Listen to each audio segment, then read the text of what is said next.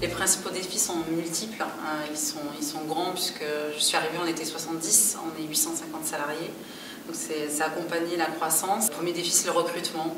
C'est le principal défi, je pense, en restauration, en hôtellerie, de trouver des gens qui sont compétents et qui correspondent aussi à notre socle de valeurs. Donc ça, c'est le gros sujet. Donc mettre en place toute une organisation qui permette de recruter en permanence et d'excellents profils. Le deuxième sujet, c'est de les garder, donc les faire venir.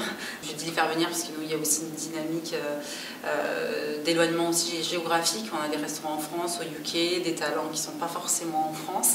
Donc c'est organiser cette logistique-là, les faire venir et rester. Donc rester, on me dit tout le temps, un talent qui n'apprend plus s'en va. Comment on permet à ce talent de continuer à apprendre chez nous et bien sûr se différencier sur tous les bénéfices, que ce soit le salaire, la formation, le talent management, voilà, tous les sujets globaux. Finalement, j'ai les mêmes sujets chez Big Mama que chez L'Oréal quand je dirigeais des cadres.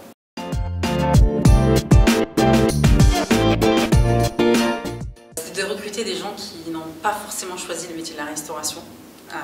Donc nous on dit tout le temps, Big Mama est un peu la première entreprise en hôtellerie et restauration qui recrute sur les soft skills et non pas sur le diplôme. Donc je pense que j'ai 2% de diplômés d'école d'hôtelière. Sur le niveau management c'est différent bien sûr, là je vous parle du corps des salariés. Et c'est se dire ok, on va prendre des gens qui partagent les mêmes valeurs, on en a 4, qui sont la méritocratie, l'esprit d'équipe, l'excellence, l'authenticité et l'entrepreneuriat. Donc on va recruter des gens qui nous ressemblent.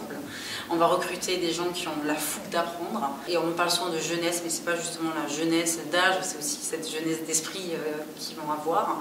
Et c'est se dire, ok, on va recruter des gens qui ne savent pas faire le métier, et nous on va leur apprendre à faire le métier.